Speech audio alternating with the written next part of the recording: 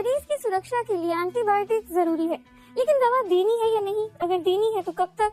Doctor हमेशा इन सवालों में उलझे रहते हैं, ये ना मेडिकल कॉलेज में भी। डॉक्टर माथियास प्लेट्स अच्छी तरह जानते हैं कि आईसीयू के मरीजों को बैक्टीरिया से खास तौर पर खतरा है, क्योंकि वे काफी कमजोर है।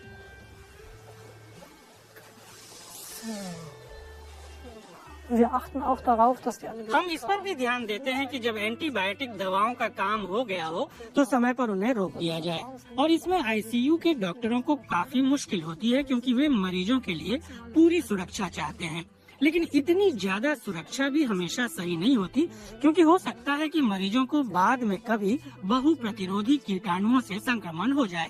लेकिन मरीज के बिस्तर पर खड़े डॉक्टर के लिए ये अक्सर मुश्किल होता है।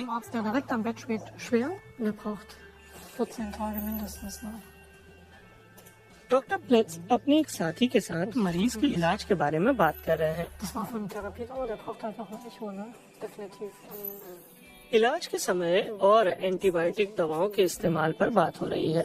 दरअसल नई एंटीबायोटिक की फौरन जरूरत है, लेकिन उसके विकास की प्रक्रिया लंबी और महंगी है। नई दवा के बाजार में आने में 10 साल तक लग जाते हैं। फिलहाल जल्द से जल्द ये जानना जरूरी है कि क्या मरीज बहु प्रतिरोधी बैक्टीरिया लेकर अस्पताल आया है।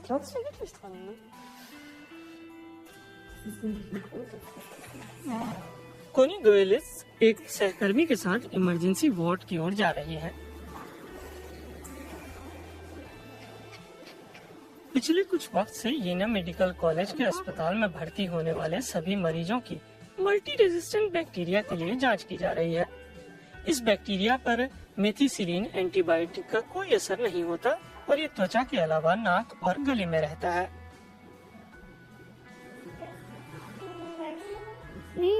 Nee, das machen wir dann.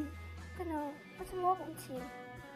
Gerade bei Patienten, wo halt Operationen gibt. ऐसे मरीजों के मामलों में जिनका ऑपरेशन होना है, जो यहाँ ज्यादा दिनों तक रहते हैं, ये जानना बहुत जरूरी है कि उनमें ये बैक्टीरिया है या नहीं, ताकि घाव के इन्फेक्शन या दूसरी बीमारियों से बचा जा सके।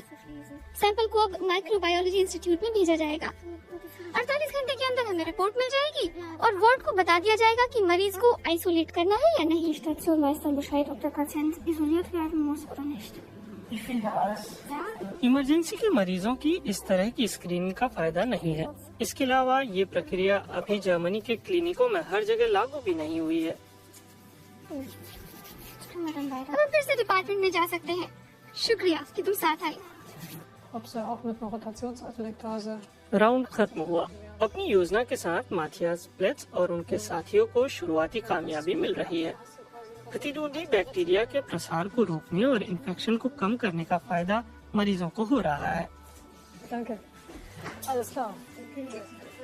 फिर भी बैक्टीरिया डॉक्टर प्लेट्स के लिए चुनौती है।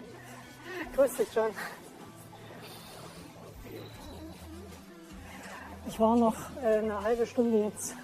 Das Besondere an der Infektion. Infection studies की खास बात यह है कि सिर्फ मरीज और बीमारी तथा दवा के बीच ही रिश्ता नहीं है, बल्कि मरीज, बैक्टीरिया और इन्फेक्शन रोकने वाली दवा के बीच त्रिकोणीय संबंध भी है।